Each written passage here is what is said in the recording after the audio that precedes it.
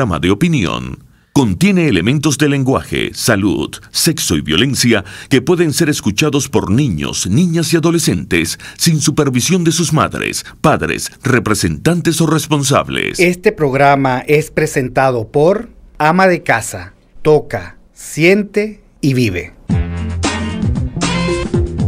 En este espacio se habla de la propiedad privada, del Estado de Derecho, de la economía de libre mercado. Se habla de principios y funciones de la libertad en todos los ámbitos de la vida nacional. Aquí se habla libertad. RCR presenta Aquí se habla libertad, con Rocío Guijarro y Víctor Maldonado. Muy buenos días, queridos oyentes de Aquí se habla libertad. ¿Cómo están todos hoy? Viernes 25 creo que es hoy, ¿no? 26, 26. Uy, sí. Estamos viernes 26 de octubre. ¿Cuándo es que es Halloween? Halloween es 30. 30 y 30, perdón, 31 y primero. Halloween es 31 y el Día de Todos los Santos es el 1 de noviembre. Bueno, y aquí estamos reunidos hoy viernes de Soy Arepita, Víctor Maldonado, Rocío Guijarro, en la gerencia general de la estación Jaime Nestares, en la de producción Wilitza Arcaya, en la producción Kenger Jaramillo y en los controles César Arteaga. Por RCR 750, la radio que se ve. Nos pueden ver por el Twitter, el Periscope RCR 750, por rcr.tv y bueno, comunicarse también con nosotros para contar con las preguntas, inquietudes, aportes que quieran hacer. Aquí se habla libertad por el 0212-482-9750 y el DILO que 3456 que tiene un costo de un bolívar más básico más IVA. Muy buenos días a los oyentes, a Víctor y a Juancho Pinto que nos acompaña hoy por Soy Arepita. Soy Arepita, el viernes nutritivo y alimenticio, por lo menos en términos de noticias. Ya me provoca una arepa, ¿verdad? Sí. Yo esta mañana solo me comí una. Y anoche otra. Yo le hago los honores a la comida nacional. Bueno, tenemos, digamos que tuvimos una semana variada, ¿no? Movida, sí. A mí también me sorprende,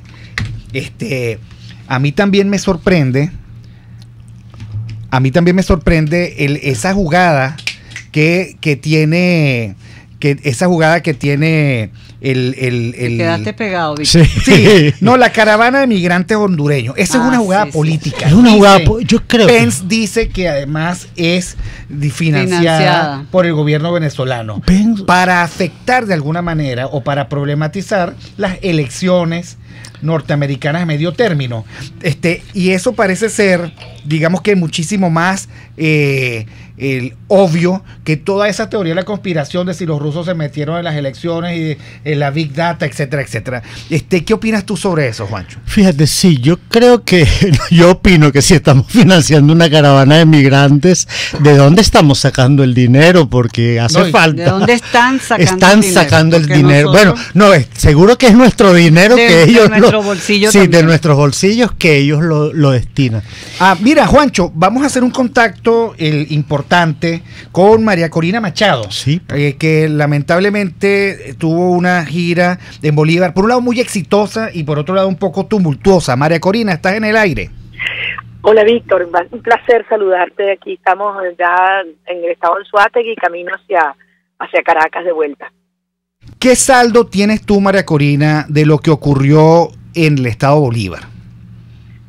Tú sabes que yo siempre digo aquí a los muchachos de los equipos de 20 que vivir en Venezuela y recorrerla hoy es como en un mismo momento vivir la agonía y el éxtasis, ¿no? Porque ves lo peor, la cara de la barbarie, de la crueldad absoluta, como dice nuestro amigo Alexander Campos, que se refleja en eso, en la violencia ordenada, calculada, fríamente ejecutada, pero ves lo que al final se termina imponiendo, que es la generosidad, la valentía, la entrega, la organización, la disciplina y el profundo amor por nuestro país que hay en la gente, en todos los rincones de Venezuela. Eso es lo que yo encuentro. O sea, al final es un balance, es desgarrador, porque vives en esos dos extremos, pero el balance siempre siempre es profundamente alentador, esperanzador y positivo. Y no tengo duda que estas experiencias muy dolorosas, no solamente físicamente, sino lo que da en el alma, hacen que nos fortalezcamos, que nos damos ante esta adversidad.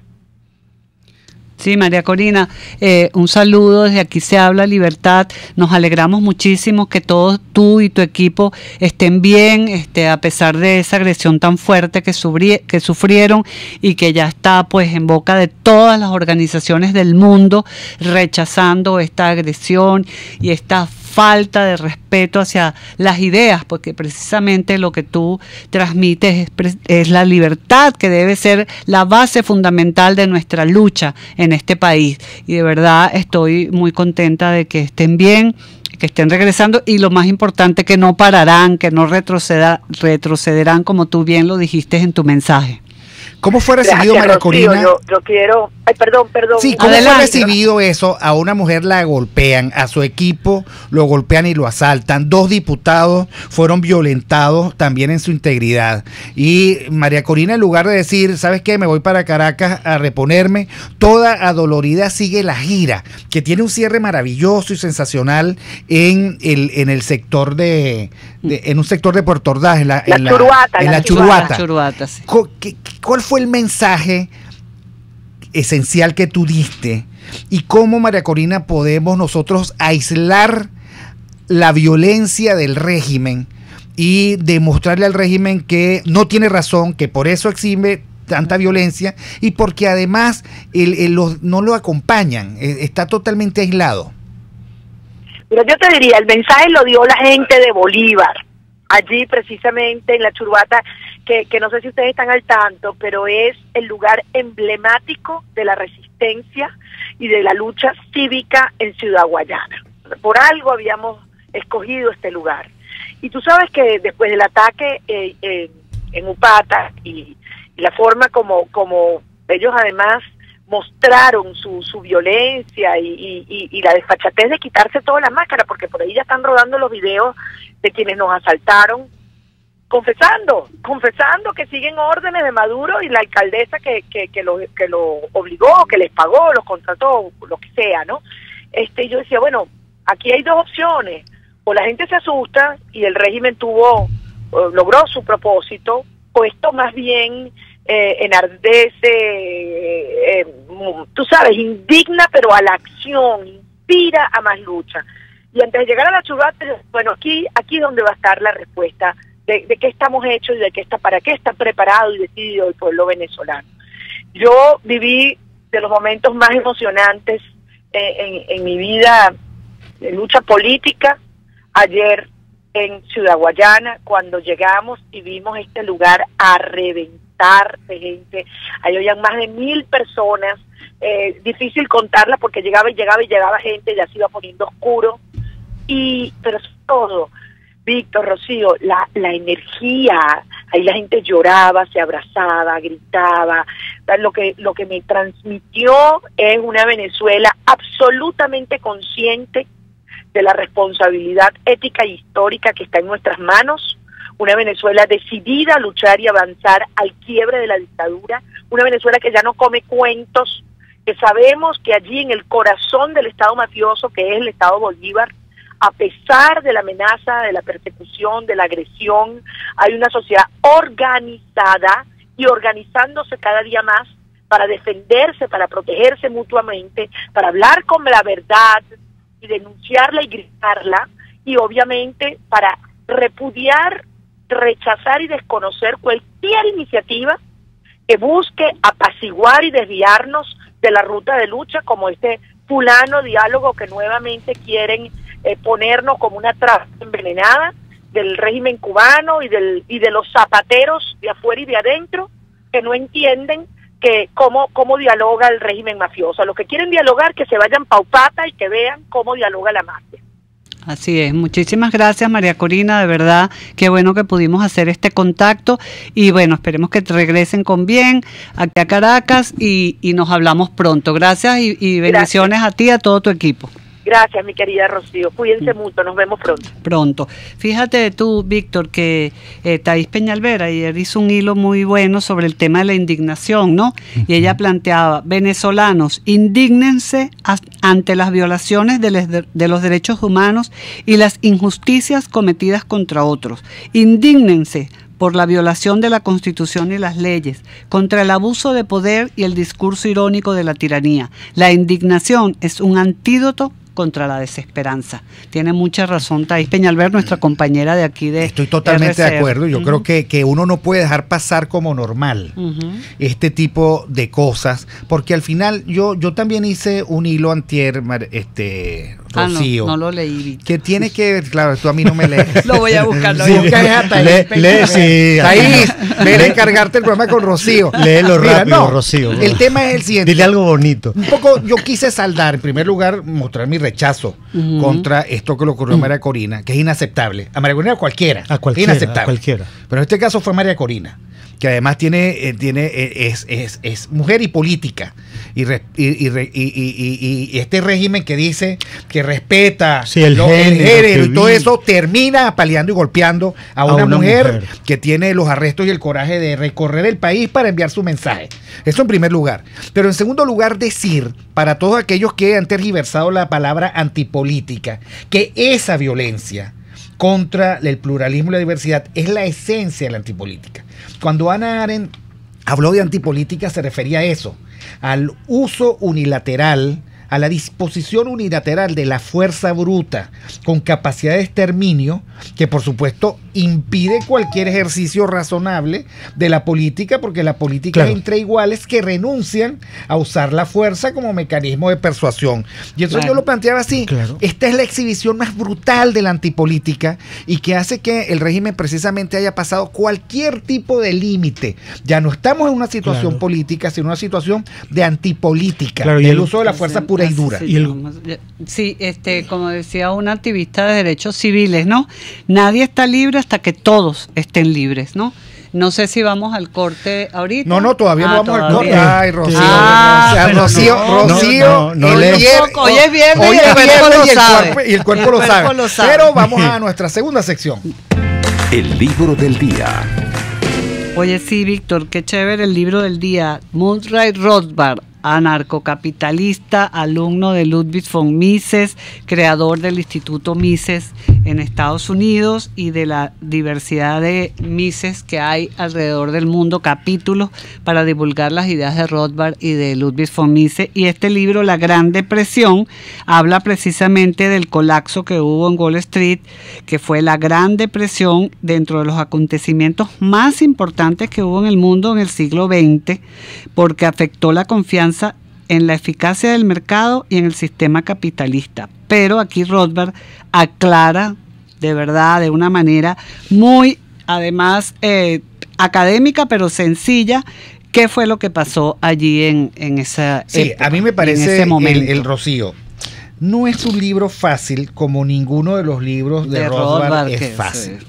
Pero es un libro sensacional y seductor, porque plantea un sistema de hipótesis desde su punto de vista liberal de por qué ocurrió la Gran Depresión. Cuando uno, digamos que no tiene por qué saber de ese momento económico de Estados Unidos, pero uno tiene, digamos, la narrativa cultural que se dio a través del cine, de ese momento terrible. De la literatura también. Y de cómo las uvas de la ira, por ejemplo. Las uvas de la ira, claro. Creo que es de Steinbeck. De Steinbeck. Que primero fue John Steinbeck. Que uno ve, por ejemplo, en las uvas de la ira, como en la Gran Depresión aplastó la posibilidad de vivir con dignidad en Estados Unidos, en donde hasta ese momento todo era promesa. Y otros discursos, como el discurso fotográfico de Dorothea Lange, que es así, tú ves la formación de América, lo que la economía representaba en la cotidianidad del pueblo, ¿no? O sea, entonces, este es un libro en donde Rothbard dice, miren, se hizo todo lo posible para generar una burbuja que le explotó en la cara a Estados Unidos. Tuvo que ver con el papel del Banco Central, con la cualidad de la intervención del gobierno en ese momento de la economía, con, digamos, esa pretensión que tuvieron en ese momento de ayudar a que Inglaterra volviera al patrón oro, y entonces inflacionario la economía norteamericana, incrementaron las tasas de interés, total que la moraleja de Rothbard, porque este es un libro que hay que leer. Claro, Víctor, y además no solamente que él escribe y aclara, sino que ellos fueron como profetas, tanto Rothbard como Mises y Hayek predijeron que esa catástrofe iba a suceder, ¿no? Incluso Mises dijo, viene un gran crash y no quiero mi nombre en modo alguno relacionado con él. Y Hayek también decía, el boom colapsará en los primeros meses. O sea, que todos los economistas veían lo que iba a suceder. Y eso es lo importante, pues, digamos, un punto a favor de la economía austríaca, capaz de predecir estas situaciones. Pero bueno, lamentablemente la tendencia del mundo en ese momento no era de economía liberal, sino más bien de la posibilidad de los efectos supuestamente benignos de la intervención. Bueno, lo cierto es que inflaron una burbuja, les explotó en la cara y la economía, digamos, se achicó hasta niveles insoportables para el común de la gente, y si una quieren inflación ver, monetaria que es insostenible. Y si quieren ver la trama, ponlo allí el libro y las para consecuencias, que lo vean. La Gran Depresión de Murray Rothbard es nuestro libro del día. El prefacio es su Huerta de Soto y el prólogo de Juan Ramón Rayo son imprescindibles para entender el momento histórico y la capacidad de explicación de la Gran Depresión. En todo caso, ¿cuál es la moraleja? Si el gobierno interviene, probablemente nos mete en un problemazo. Bueno, muy anarcocapitalista. Sí, muy anarcocapitalista. Entonces, bueno, y nosotros con esto vamos al corte. Aquí se debaten temas de interés nacional e internacional. Aquí se habla libertad. Con Rocío Guijarro y Víctor Maldonado. Solo por rcr.tv, la radio que se ve. Sintonícenos a través de Periscope, @RCR750, la radio que se ve. Soñar nos hace desear una vida mejor y trabajar por ella. Nos reta constantemente a dar y aspirar más de nosotros. Permite que tus sueños se eleven junto a la colección de sábanas Efecto Armonía de Ama de Casa. Renueva tus espacios y tu energía con sus colores y texturas inspirados en la filosofía Zen, que evocan sentimientos de paz y equilibrio para así disfrutar de un plácido descanso. Ama de Casa. Toca, siente y vive. ¿Buscas cauchos para tu carro, camioneta, picote o camión? Acércate a la Cauchera Fran Luis, donde tienen el que buscas al mejor precio y con insuperables promociones. Cauchera Fran Luis al final de la Avenida Baral, pasando la estación de servicio, teléfono 0212-481-1752. Cauchera Fran Luis, tu mejor opción. Ideas para alcanzar un país con libertad económica, democracia política y seguridad jurídica. Aquí se habla libertad. Con Rocío Guijarro y Víctor Maldonado. Solo por rcr.tv, la radio que se ve. Y continuamos con Aquí se habla libertad. A ver qué nos tienes hoy, Arepita, en nuestra ventanilla hacia América Latina. Bueno, estábamos en la gira, en el Tour Honduras. En la caravana, le dicen. En la caravana financiada por el gobierno bolivariano. Ha sido demasiado ordenada esa caravana, muy organizada, por dónde van. Además va todo el poco de gente. Se nota que eso fríamente calculado. Eso debe tener guión. No, pero se nota. Además, digamos, la velocidad como para llegar 3 o 4 días antes de las elecciones de medio término. De las elecciones de medio término. Por supuesto, digamos que lo que nos pone a todos a pensar, bueno, tú no puedes obligar a un país a ceder en sus principios, en su legalidad, sobre la base de la necesidad ajena. Estamos de acuerdo, pero hablando de política, tú que conoces un poco más el universo político americano, ¿realmente esa caravana tiene efecto en términos del voto republicano? No, yo creo que va a fortalecer el voto republicano. Correcto. Va a fortalecerlo porque eso, digamos, es una ratificación de que los alertas de Trump tienen razón. Y por eso, digamos, me parece muy equivocada esa circunstancia. Ahora, están ocurriendo cosas feísimas y, por supuesto, absolutamente rechazables y repudiables, ¿no? Esos sobres bombas que están enviando a dirigentes notables del Partido Demócrata, claro, que por supuesto hay que rechazar. El terrorismo es malo siempre. Bueno, es una lectura de una polarización que está planteada. el alrededor, digamos, de temas cruciales para los americanos. ¿No? Yo siento en todo caso que de esta, yo no sé, por supuesto no soy futurólogo pero siento que de esto va a salir fortalecida la posición de Trump. Yo también creo que va a salir fortalecida, y como también va a salir fortalecida la posición de Maduro en términos de América Latina. O sea, nosotros los libertarios. Sí, claro, la capacidad de disposición, ¿no? Sí, pero también, digamos, esa denuncia del vicepresidente Pence, de que es el régimen el que está haciendo eso, coloca también lo coloca en una dificultad adicional, porque es una agresión directa al gobierno norteamericano que puede reciprocar. Claro, eso va a ser muy difícil de probar, Víctor. Claro. Eso se diluye. Claro, es que el mundo de la política no hay pruebas. En el mundo de la política no hay pruebas. Sí, no necesitas pruebas tajantes ni nada. O sea, ustedes la financiaron esta, nosotros le vamos a financiar otra. Exactamente. Ajá. O sea, y en el mundo de los sistemas de inteligencia, digamos que de la data entre los países, pues menos pruebas hay, en todo caso menos pruebas se exhiben. Bueno, lo único preocupante allí, pues, para los países donde está llegando esta caravana es que no hay capacidad para atenderlos, que, el presidente de Honduras ya creo que está organizado para una vuelta a la patria de esa caravana. Son 10.000. Porque, no hay posibilidad ni que transiten hacia Estados Unidos, y los mexicanos, los que han llegado a México, pues están súper preocupados. Entonces creo que va a haber una vuelta a la patria pronto de esta caravana. Un poco más numerosa que la vuelta a la patria. Claro, ahora es increíble que sigan, porque los mensajes que está dando el gobierno norteamericano es que los va a detener. O sea, no es que los va a detener, no los va a dejar entrar. O sea, van a encontrarse que no pueden entrar porque no tienen ni la capacidad ni nada. No, y sobre todo porque no están en el plano de la legalidad. Pero el mensaje de Trump y de los republicanos es pidan su visa. Ahora sométanse al escrutinio. Hay una bifurcación, lo político que acabamos de hablar en términos del Partido Republicano, etcétera, y la perspectiva social que abre esta caravana, que tú sabes que en la realidad americana se ancla en determinados grupos de presión, no necesariamente políticos. Yo creo que la política de Trump en relación a los migrantes ha sido un poco ruda. Pero es que esto es una cosa que surgió espontáneamente.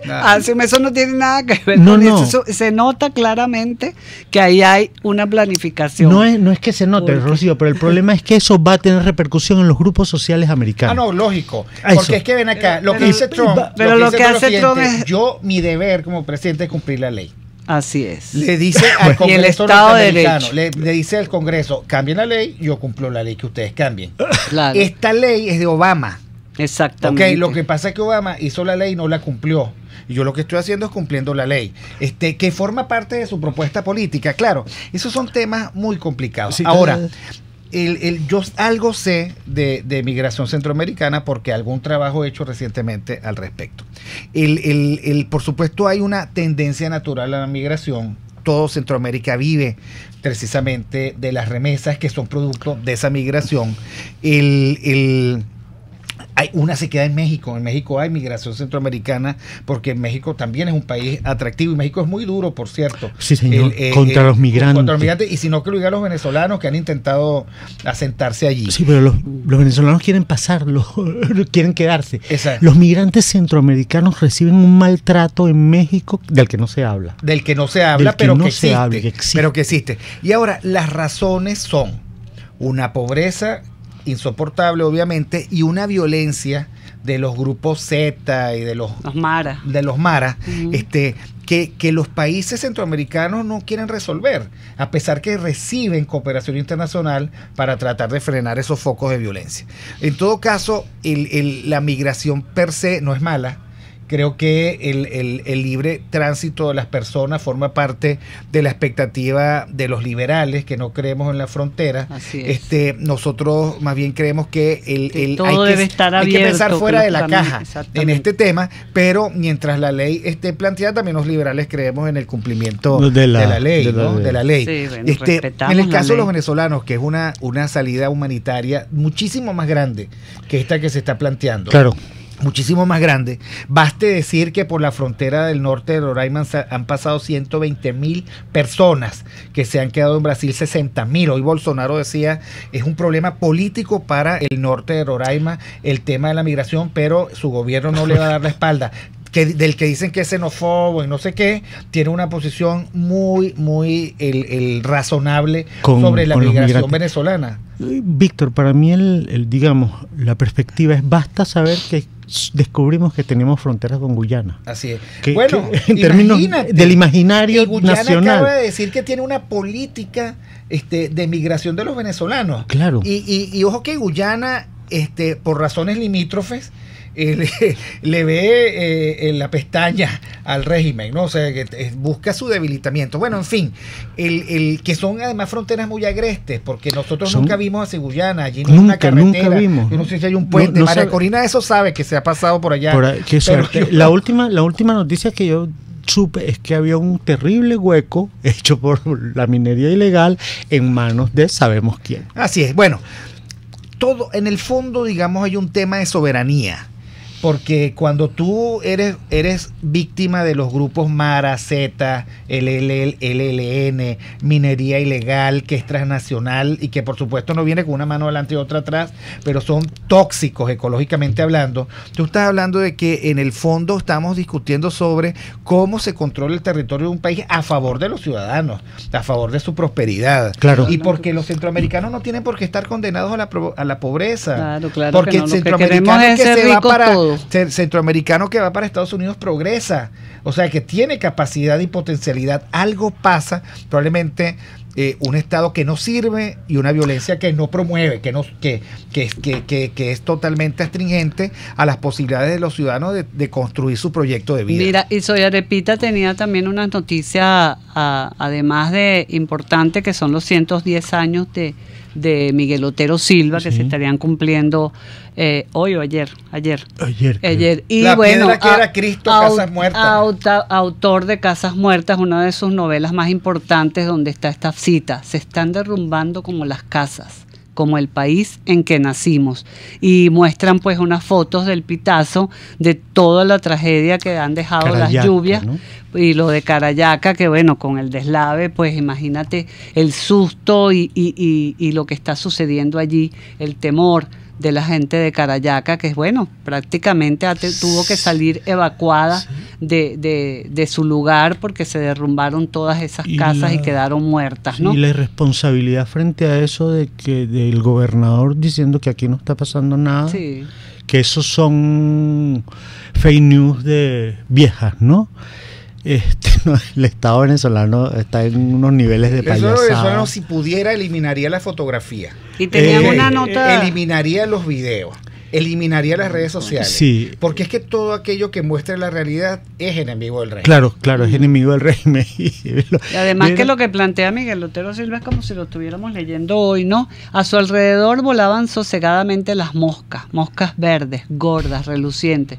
Único destello de acción, única revelación de la vida entre los terrones de las casas muertas. Claro, es pero lo que estamos viviendo. Todavía no nos hemos día muerto. Día a día. Yo creo que no nos hemos muerto, pero las moscas nos atacan. La basura ha producido un mosquero y las epidemias que nos hablaba el doctor Villamil. Con la literatura venezolana pasa que hay dos tendencias: la literatura deprimente y la catastrofista. La catastrofista. ¿Cuál era la optimista que ustedes tenían? Y la graciosa. Y la graciosa.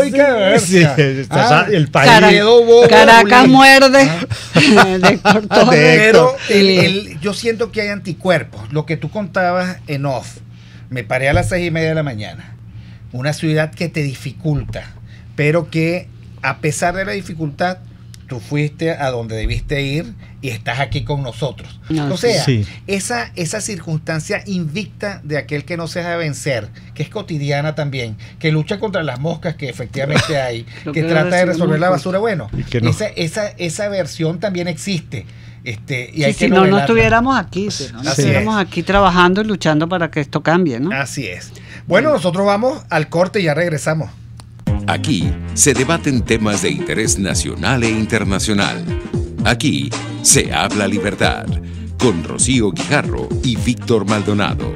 Solo por RCR.tv, la radio que se ve.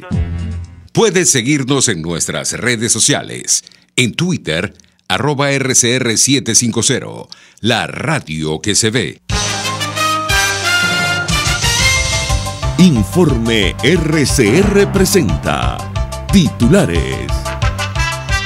La justicia española aceptó entregar a Venezuela a la enfermera personal del fallecido presidente Chávez, solicitada por presuntos delitos de blanqueo de capitales. Keta Stefani, integrante de la Junta Directiva de FAPUV, aseguró que se profundizarán las protestas en las calles de todos los trabajadores públicos del país para defender sus beneficios laborales. De aumentar, intensificar la protesta en la calle. Nosotros tenemos además un problema adicional que también lo tiene salud, que es la destrucción de nuestras instituciones. Es decir, así como están destruyendo los hospitales, están destruyendo las universidades, y hay una lucha a la vez por la defensa, en el caso nuestro, de la universidad, así como en el caso del sector salud, están defendiendo el derecho a la salud. Aquí es una lucha de derechos que está desarrollando los trabajadores, los profesores, estamos articulados con todos los sectores de trabajadores, y nosotros vamos a profundizar la lucha a través de las acciones de calle. No descartamos ninguna forma de protesta, nosotros tenemos un repertorio de protesta que incluye los paros, que incluye pancartazos, que incluye clases magistrales. Todo ese tipo de acciones nosotros las vamos a desarrollar. Más allá de nuestras fronteras, el Departamento de Policía de Nueva York está investigando un nuevo paquete sospechoso en la ciudad, lo que obligó al cierre de varias calles en una céntrica zona de Manhattan. Un sismo de magnitud 6.8 sacudió hoy las costas de Grecia. Y en los deportes, en las grandes ligas, Medias Rojas de Boston y Dodgers de Los Ángeles disputan hoy el tercer partido de la Serie Mundial. 11:32 continúen con Aquí se habla libertad. Ya, Miguel Velarde.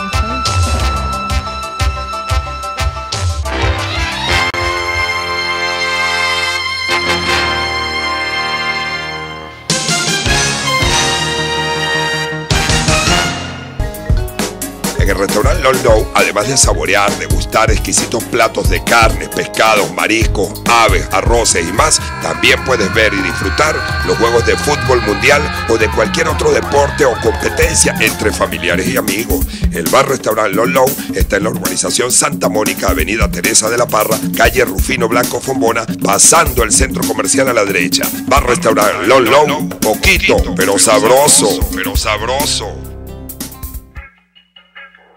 Música por Medicinas vuelve a la Sala Cabrujas de Caracas. Este sábado 10 de noviembre, a partir de las 2 de la tarde, te esperamos. Dona tu medicina vigente y te las intercambiamos por discos, con la actuación de las bandas Chenzo D, Batawi y Mirage. Un evento para toda la familia. La entrada es totalmente gratuita. Recuerden, la invitación es para este sábado 10 de noviembre en la Sala Cabrujas de Caracas. Invitan Provea y Redes Ayuda. RCR 750 AM, porque lo bueno une. Usted está escuchando Aquí se habla libertad, con Rocío Guijarro y Víctor Maldonado. Síganos en Twitter y Periscope, @RCR750, la radio que se ve. Debatamos sobre la libertad. Bueno, en Debatamos sobre la libertad, Víctor, tenemos a Miguel Velarde, analista político, pero antes de entrar con Miguel me gustaría pues destacar la importancia del premio que recibió el poeta venezolano Rafael Cadenas, el premio Reina Sofía, y donde destacó pues entre las palabras que dijo: los nacionalismos solo traen odio.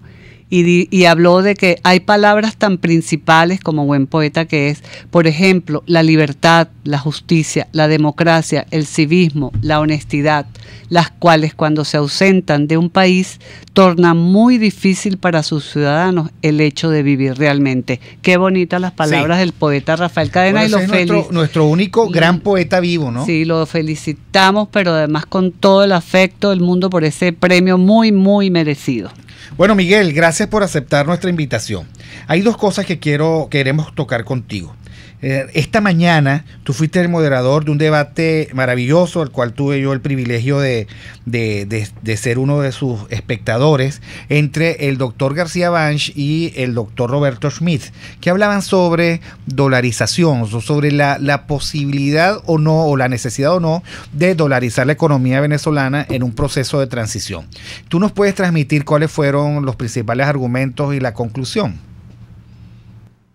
Claro que sí, gracias Rosy, una vez más por la invitación, siempre es un gusto estar con ustedes.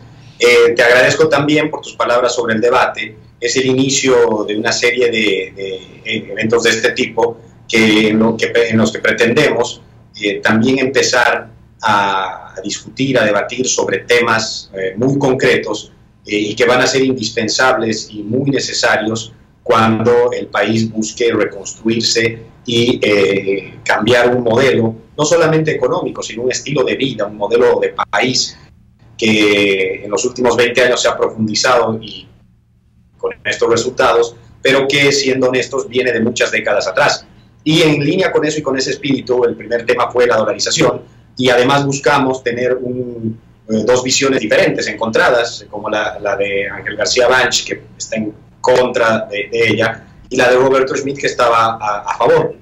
Entonces, en el debate tuvimos la oportunidad de escuchar ambas visiones, de escuchar también preguntas de los participantes y las respuestas de cada uno de los exponentes, en los que a nivel personal y como moderador, y sin tener una posición definitiva sobre el tema, creo que nos enriquece en nutrir de ideas y de contenido cada una de las propuestas. Y como conclusión, sí te puedo decir, Víctor y Rocío, les puedo decir que definitivamente el tema económico, que es quizás el más urgente para el país hoy, pero también seguramente muchos de los otros, como también temas sociales, como el tema de seguridad, etcétera, van a tener que pasar necesariamente por decisiones políticas, no solamente de la clase política, sino también de los sectores sociales del país, en los que se va a demandar mucho compromiso, algunos pactos y acordar para ver cuál es el camino y la ruta a seguir en Venezuela, para lo que, una vez más reitero, creo que es fundamental empezar a discutir sobre temas concretos en el país para cuando el país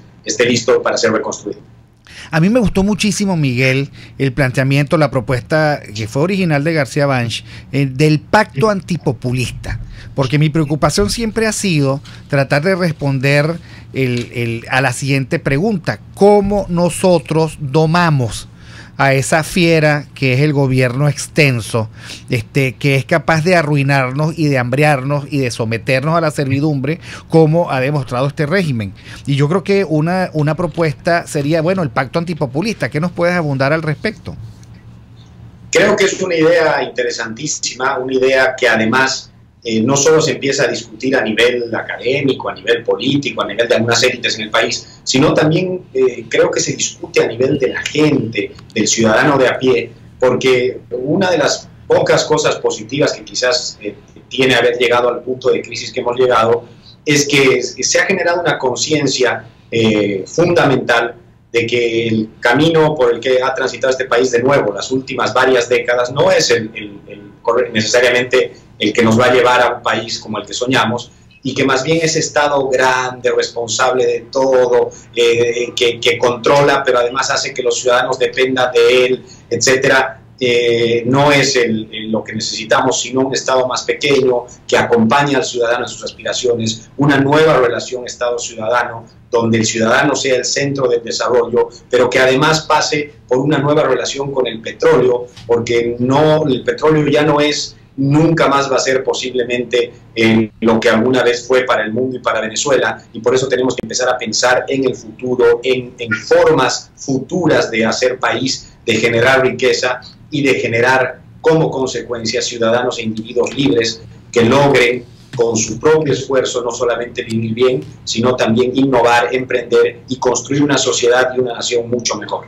Así es. Bueno, Miguel, entonces aquí en esta sesión de América Latina queríamos saber tu opinión, primero de la resolución del Parlamento Europeo ayer sobre, bueno, piden una autopsia internacional en el caso del concejal Fernando Albán, y también pues una investigación sobre las detenciones arbitrarias, el acoso judicial a personas y políticos, y para después entonces hablar sobre el tema de las elecciones de Brasil, que creo que son este fin de semana, ¿no? Así es, el domingo. Comenzando por lo primero, Rocío, se ha hecho evidente desde hace ya algunos meses la preocupación, pero además la preocupación convertida en acción de la comunidad internacional, que va más allá de los discursos, de las condenas retóricas hacia lo que pasa en Venezuela, y eso es un ejemplo claro. Pero lo interesante, especialmente de Europa, es que todo esto viene un poco como reacción a las fallidas acciones del flamante gobierno español, seguramente coordinadas con el señor Zapatero, de tratar de reactivar un diálogo que nadie sabe con qué actores, por lo menos de oposición, y que además pretende tener los mismos mediadores con nada de credibilidad como el señor Zapatero, etcétera. Y más bien la reacción del Parlamento Europeo y de varios dirigentes específicos de Europa muy importantes y muy preocupados por Venezuela desde hace tiempo, mandan un claro mensaje de que esas condiciones no existen en el país y de que más bien se hacen otro tipo de exigencias como las que tú mencionas, muy importantes y muy concretas, y creo que eso va en línea con el nuevo espíritu que existe en la región acerca de Venezuela y la posición de la gran mayoría de los países que tiene sobre lo que ocurre en el país. En línea con esto, el domingo tenemos la segunda vuelta de las elecciones presidenciales en Brasil, donde todo sigue indicando que Jair Bolsonaro va a ser electo presidente en ese país. Han aparecido unas últimas encuestas en los últimos 2 días, una de ellas de Datafolha, en las que la diferencia entre Bolsonaro y Haddad se reduce unos puntos, pero traduciendo un dicho muy común en inglés, parece muy poco, muy tarde, y como para que pueda haber una sorpresa en la que se dé la vuelta lo que todas las encuestas y todos los análisis predicen, que es que Jair Bolsonaro va a ganar con relativa comodidad la presidencia el domingo, con lo cual no solamente va a haber un gobierno inédito en ese país, con un impacto seguramente grande para la región y mucho más para Venezuela, sino que incluso va a llegar con mucho poder, porque no solamente va a ganar, sino que va a ganar con una diferencia de varios millones de votos, lo cual es considerable en ese país. Ahora, hay un giro, por lo tanto, geoestratégico de un gobierno socialista líder de la corrupción continental como los de Lula y Dilma, pasó a un gobierno encargado débil de Temer, ahora a un gobierno fortalecido que está totalmente en las antípodas de lo que fue el planteamiento estratégico y geopolítico de Brasil hasta hace poco. Uno cabe suponer que eso va a cambiar el equilibrio de fuerzas de América Latina y va a afectar probablemente la situación de Venezuela. ¿Cuál es tu aproximación a esto que se viene con Bolsonaro? Sí, estoy de acuerdo, Víctor. No nos olvidemos además que como habíamos analizado la última vez que conversamos, las 2 fronteras más importantes que tiene el país son Colombia y Brasil. Y con Colombia, con la llegada de Iván Duque a la presidencia, ya existe una relación de presión muy fuerte sobre Venezuela, y posiblemente lo mismo va a ocurrir con Brasil, porque no solamente estamos hablando de la relación política, sino también de todo este tema que es la principal preocupación para los países de la región, que es la emigración de venezolanos, porque por esas fronteras es que salen diariamente cientos de ellos. Hay que ver cuál es la posición del nuevo gobierno brasileño en relación a eso, y también hay que ver si es que quizá no busca Bolsonaro agarrar ese liderazgo regional en relación al caso venezolano, que Macri en Argentina, el mismo Piñera en Perú y hasta ahora Duque, parece que no han tenido la decisión suficiente para adoptarlo. Algo que podría quizás sorprendernos es que Bolsonaro, siendo además el presidente del país más grande de la región como Brasil, decida hacerlo, y eso sí puede cambiar e inclinar mucho más la balanza a un escenario de mucha mayor presión, mucho más directa en contra de quienes hoy ostentan el poder en Venezuela. Ahora, Miguel, también hay un tema, ¿no? La gente, por lo visto, dejó de creer, siempre hay que decir que por ahora, dejó de creer en la oferta socialista. En América Latina tenemos regímenes diferentes en Chile, en Argentina, en Perú, ahora probablemente en Brasil, en Paraguay, probablemente pueda haber un cambio a finales del año que viene en Uruguay, por supuesto en Colombia, en Panamá. Queda como muy aislado el socialismo del siglo XXI con solo 3 expresiones: la expresión venezolana, la boliviana y la de Nicaragua, porque creo yo que hay un deslinde de hecho de la posición ecuatoriana. ¿Por qué crees tú que eso está ocurriendo? Por una razón muy simple, porque después del auge y de la llegada al poder de lo que se planificó en el Foro de Sao Paulo, del socialismo del siglo XXI y de esta nueva izquierda del nuevo siglo, hoy estamos viendo sus resultados. La diferencia ha sido que algunos países como Argentina y otros que tú mencionas han optado por darse cuenta a tiempo y simplemente quitarles el poder, y hay otros países como Venezuela, Bolivia y Nicaragua que lamentablemente todavía estamos metidos en esto, pero conscientes también de que no funciona. O sea, no existe un solo país que esté contento con el modelo, a pesar de que todavía en algunos existe el modelo. Y ahí yo quiero añadir a tu lista Bolivia, porque el próximo año hay elecciones presidenciales en Bolivia, y todas las encuestas muestran hoy que quien ha decidido ser candidato presidencial, que es el expresidente Carlos Mesa, le gana a Evo Morales en cualquiera de los escenarios, con lo cual quedarían solamente Venezuela y Nicaragua bajo este modelo. Pero la respuesta es muy simple, Víctor: el modelo no funciona, se ha hecho evidente, y ahora la gran mayoría, que incluso muchos de ellos que no escucharon y no creyeron a quienes advertíamos que no funcionaba, ante una realidad catastrófica como la que vivimos, no queda más negación posible. Y por eso es que este modelo, y esa es una cosa interesante de Brasil, que más allá de la victoria de Bolsonaro, hay que resaltar la catastrófica debacle del PT, del partido de Lula, en los resultados a nivel nacional. Y con eso la izquierda en la región está pasando finalmente a un segundo plano.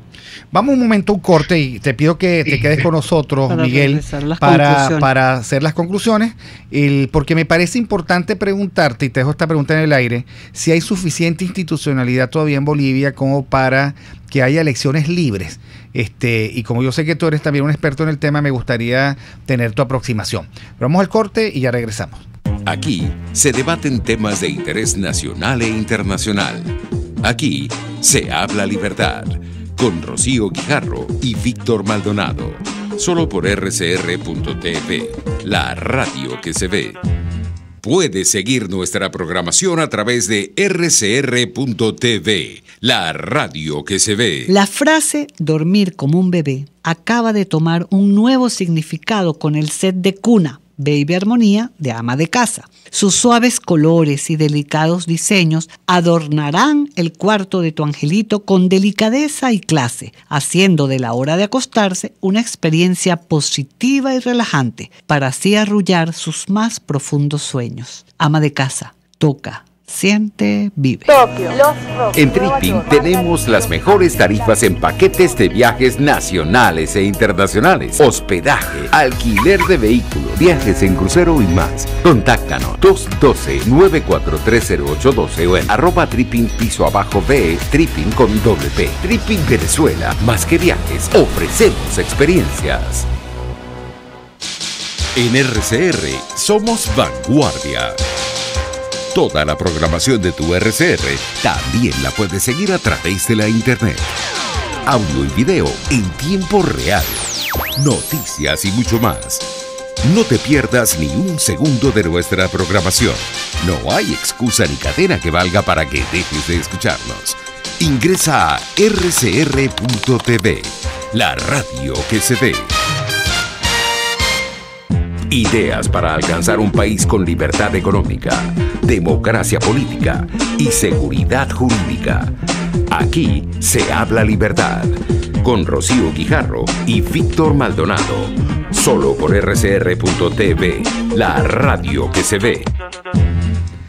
Y continuamos entonces con Miguel Velarde, analista político, y una pregunta que Víctor le había dejado al aire. Sí, sobre la cualidad institucional del sistema electoral boliviano.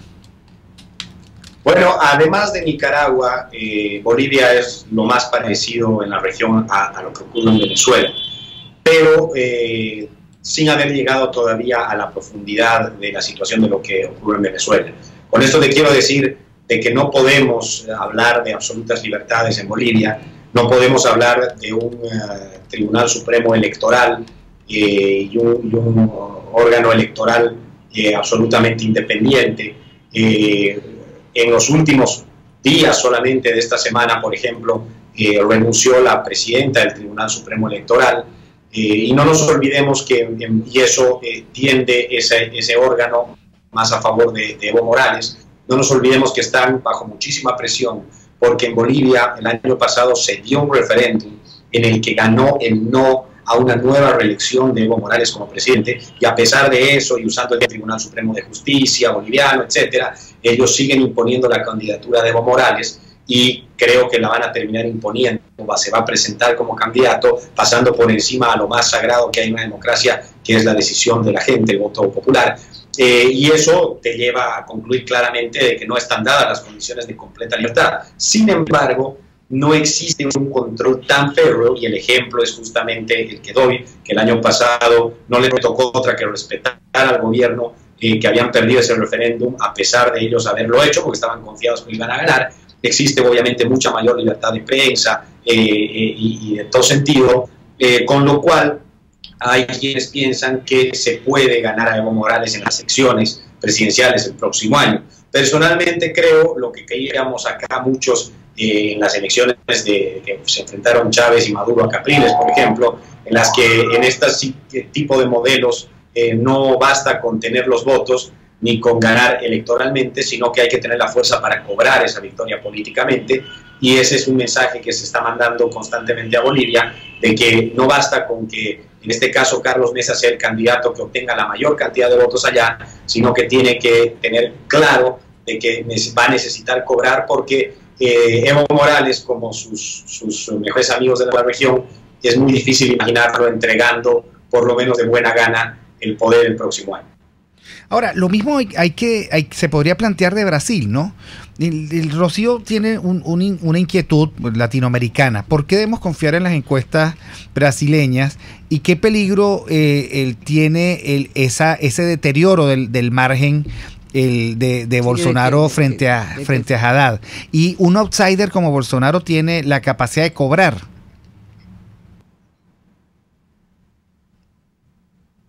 ¿Aló? Sí, te escucho. Se cortó la última parte, pero te escuché la pregunta. Bueno, creo, en primer lugar, en la primera vuelta, por lo menos, las encuestadoras grandes han dado resultados que se han cumplido de manera cercana. En segundo lugar, hoy por hoy lo que nosotros debemos hacer, quienes analizamos las situaciones político-electorales, es estudiar también los estudios del Big Data, que van más allá de por quién votaría usted de la encuesta tradicional. Estos estudios tienen que ver entre muchas otras cosas, por ejemplo, las búsquedas en Google, y las búsquedas en Google sobre los nombres Bolsonaro-Haddad en este caso, y el análisis que se hace de no solamente cuántas búsquedas se ha dado de cada uno de ellos, sino que las búsquedas que se daba de ambos, a quién se ponía el nombre de primero. Y quienes ponen Bolsonaro-Haddad tienen más tendencia de ser votantes por Bolsonaro y viceversa. Entonces, y eso también está dando una ventaja de entre 12 y 15 puntos para Bolsonaro.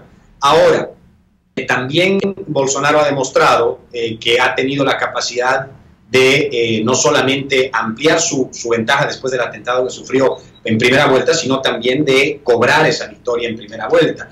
Yo me imagino que su campaña, a la que además, dicho sea de paso, en las últimas semanas se ha sumado gran parte de la política tradicional, de los empresarios, incluso de deportistas, de artistas, creo que tiene un ejército ciudadano de fiscales que van a cuidar los votos de ellos, que pueden asegurarle cobrar una victoria si es que la logra.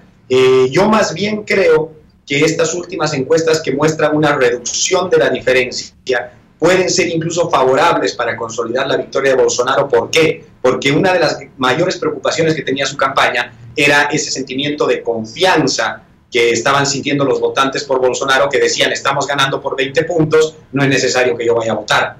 Y yo creo que esta situación en la que se va achicando en las últimas horas la diferencia puede más bien hacer que movilizar a estos electores por Bolsonaro y asegurar que vayan y ejerzan su voto el domingo.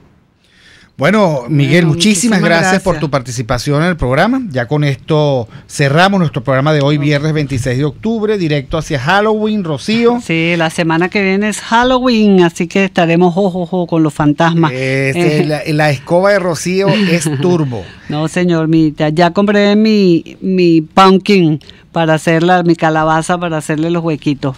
Ok, bueno, eso que llaman calabaza es la auyama. Auyama. Dirección General de la Estación, Jaime Nestares. En la gerencia de producción, Wilitz Arcaya. En la producción, Kenger Jaramillo. En los controles, César Arteaga. En la conducción, quienes estuvimos con ustedes, Rocío Guijarro y Víctor Maldonado. Nos vemos la próxima semana. RCR presentó Aquí se habla libertad, con Rocío Guijarro y Víctor Maldonado. Solo por RCR 750 AM y rcr.tv. En Twitter y Periscope, @RCR750. La radio que se ve. Este programa fue presentado por Ama de Casa. Toca, siente y vive.